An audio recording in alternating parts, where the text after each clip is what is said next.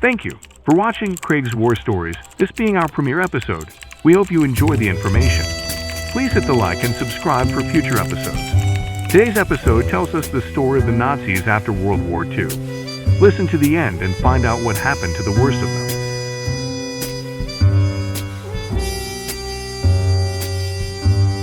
Wow! Our story for today tries to answer the question how the Nazis, who ran an entire country, seemingly disappeared into thin air. Well, there's news for you, they didn't disappear at all. While World War II has fascinated both historians and the public since 1945, what happened to the perpetrators of one of the greatest evils of all time? Let's find out what happened to those crazy Nazis. There were the concentration camp guards and officers like Irma Gries and Franz Hubert, the logistical supporters of these units, the war criminals who committed atrocities to the civilian populations, and the military prisoners. There also existed the general population, who were party members fanatically loyal to the Nazi cause. Where did they go and what happened to them? Let us delve deeper for the truth. After the Allied victory in World War II, Germany was divided into 4 zones of occupation between the US, Britain, France, and the Soviet Union. The Allies, knowing that they had to come up with a plan to prevent the rise of the Nazi Party again, developed a plan of denazification. The term denazification was first coined as a legal term in 1943 by the U.S. Pentagon, intended to be applied in a narrow sense with reference to the post-war German legal system. However, it later took on a broader meaning. Denazification was the process of bringing the leaders of the National Socialist regime in Germany to justice and of purging all elements of Nazism from public life, carried out especially between 1945 and 1948. An example, in 1957, the West German government reissued World War II Iron Cross medals, among other decorations, without the swastika in the center, and by trying prominent Nazis for war crimes in the Nuremberg trials of 1946. The program of denazification was launched after the end of the war and was solidified by the Potsdam Agreement in August 1945. This plan was implemented to rid German and Austrian society of Nazi power and influence. Life for detained Nazis was not equal and depended on the zone they lived in. The Soviet internment camps had the poorest conditions. This caused many Nazis and supporters to attempt to flee to one of the Western zones under the guise of having anti-communist sentiments. Of the Western zones, French-occupied Germany was the most lenient area. In the view of the French, Germany as a whole was responsible for the war, and they put less importance on classifying between Nazis and non-Nazis. In the 5 years following the war, about 4,000 Germans were detained in internment camps while awaiting possible penalties. This may sound like a large number, but when you consider that up to 45 million Germans at the time were either members or supporters of the Nazi Party, very few were actually being held accountable. The problem with denazification was one of sheer magnitude. There were simply too many Germans involved to process who had done what during the past few years. Imagine an entire country's population standing in line at the Toronto airport. That's the kind of bureaucratic sluggishness we're talking about. Another issue was rebuilding Germany's economy. Skilled labor and professionals were required but were lacking due to their affiliation with the Nazi Party. According to denazification rules, offenders were to be removed from higher-ranking jobs and forced to do manual labor. However, if every Nazi and Nazi sympathizer was held accountable, there literally wouldn't be enough skilled workers for a functioning society. In the British zone, for instance, it was found that 90% of lawyers were Nazis, go figure. Since they couldn't very well have a functioning society without any law or order, Britain determined that 50% of the German legal civil services could be staffed by nominal Nazis, but not Nazi-Nazis. The French zone encountered a similar problem with teachers after firing 3/4 of teachers due to Nazi influence. These teachers had to be rehired in order to have an education system. Reconstructing a country while simultaneously trying to categorize and penalize a large number of culpable citizens was far from a simple process. When denazification began, Eisenhower, who was an army general at the time, estimated the process would take 50 years, but by 1946 the Allied powers had handed over the reins of denazification to Germany.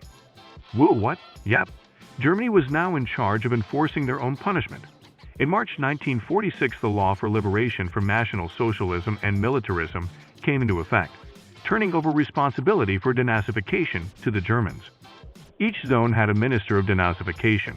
On April 1, 1946, A special law established 545 civilian tribunals under German administration. With a staff of 22,000 mostly lay judges, this would have been enough staff perhaps to start the trials, but due to the large number of new judges, it was impossible for all of them to be thoroughly investigated and cleared. They had a caseload of 900,000. Several new regulations came into effect in the setting up of the German-run tribunals. The aim of denazification became rehabilitation rather than merely punishment. Someone who may have been technically guilty of a war crime could have had their punishment mitigated due to their training and education, and the need for these skills to promote the country's economic recovery. Efficiency thus improved, while punishment declined. A popular destination for the worst of the worst Nazis, South America was home to many sympathetic dictators who opened up their proverbial doors to Nazi officials and collaborators. 9,000 of them are thought to have escaped to South America. After the war, while Brazil and Chile had their fair share of exiles, Argentina by far had the most. Juan Perón, the Argentinian president, was a pretty big fan of fascism himself, especially after serving as a military attaché in Italy during the early years of World War II. He also sought to grow his own country's power by recruiting those trying to escape Germany, who had military and technical expertise. Perón and his government officials worked to create escape routes through the ports in Italy and Spain, and also aided in forging documents enabling many Nazis to leave Germany. Most Nazis made their way down the Pacific using falsified Red Cross passports stamped with Argentine tourist visas. Once they were in Argentina, most Nazis changed their name in order to hide their identity, but some resumed living under their real names when it became clear that Argentina would not extradite them back to Germany, even if their identity was discovered. Of course, Argentina wasn't the only country to poach Nazis for their own gain. As an arms race began between the United States and the Soviet Union, collecting expert scientists and engineers became a higher priority for their respective governments than seeking justice for the many victims of the Nazi brutality. In 1945, the U.S. enacted a program called Operation Paperclip with the intention of taking German scientists and engineers back to the U.S. to take advantage of their skills. Near the end of the war, Germany realized the need for scientists and engineers, and German scientist Werner Osenberg created a list of identifying the names of talented German scientists. A Poland lab technician found this list torn up and thrown in a toilet, which eventually made its way from MI6 to U.S. intelligence. The Americans used this list to identify those that they wanted to target in their Operation Paperclip. Operation Paperclip was a secret United States intelligence program in which more than 1,600 Nazi German scientists, engineers, and technicians were taken from former Nazi Germany to the U.S. for government employment after the end of World War II, between 1945 and 1959. Conducted by the Joint Intelligence Objectives Agency, JIOA, it was largely carried out by special agents of the U.S. Army's Counterintelligence Corps, CIC. Many of these personnel were former members, and some were former leaders of the Nazi Party.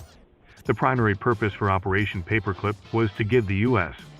a military advantage in the Soviet-American Cold War and the space race. In a comparable operation, the Soviet Union relocated more than 2,200 German specialists and their families for their own purposes during Operation Osowieckim on October 22, 1946. In addition to exploiting the skills of these Nazis, another goal of the American Operation Paperclip was to prevent the Soviets from gaining technical expertise from these German scientists and engineers. The Nazis that were targeted had useful skills, knowledge, and training, and the first country to relocate them would have the advantage. Referred to as an evacuation, Operation Paperclip identified targets who were essentially kidnapped and forced to relocate to the U.S., where they were held for months at a time for interrogation. In spite of this, many of these literal rocket scientists went on to have incredibly successful careers in the U.S. and were part of the NASA space program.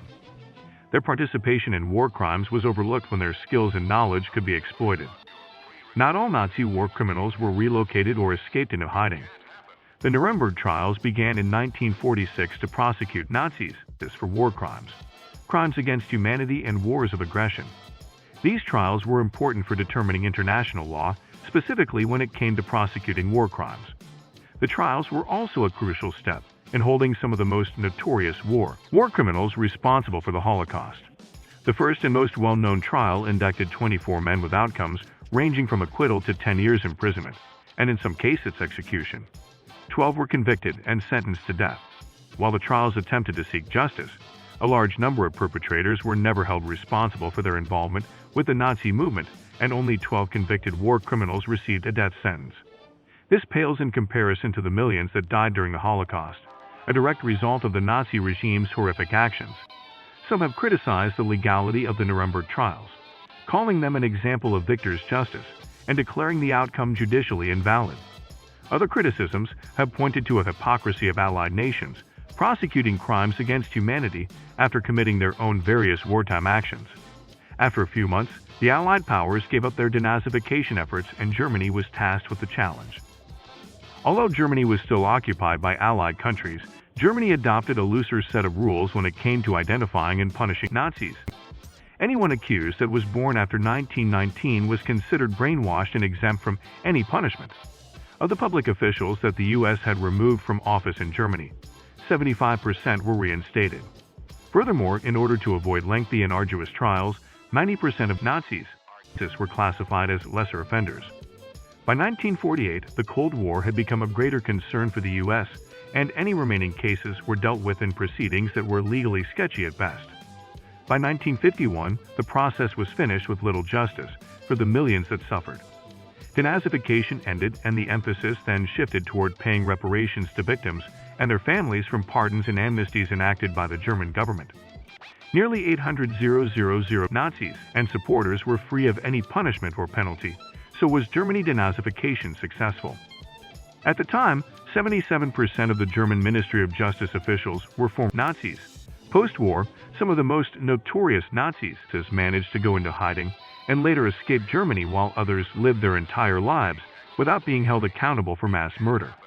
Other infamous Nazis were captured by Nazi hunters who made it their goal to deliver justice to war criminals who were living anonymously. Adolf Eichmann, the mastermind behind Hitler's final solution and network of concentration camps, escaped to Buenos Aires, where he worked in a Mercedes-Benz automotive plant. He lived with his wife and 4 children. It wasn't until 1960 that Eichmann was captured by Israeli agents, drugging him and flying him out of Argentina disguised as an Israeli airline worker who'd suffered a head trauma. Despite protests for his return to Argentina, Eichmann was later tried and executed in Israel. Not all Nazi hunters were government operatives. Simon Wiesenthal, a Holocaust survivor turned Nazi hunter, tracked down 4 infamous Nazis: Josef Mengele, Hermann Braunsteiner, Adolf Eichmann, and Franz Steingl. Steingl was held responsible for Action 14, a euthanasia program that killed those with mental and physical disabilities. After Wiesenthal discovered him, Steingl was extradited to West Germany and sentenced to life imprisonment, dying in 1971. Wiesenthal died in his sleep at age 96 in Vienna on 20 September 2005. In the U.S., Jacques Pauli was deported from the country at 95 years old.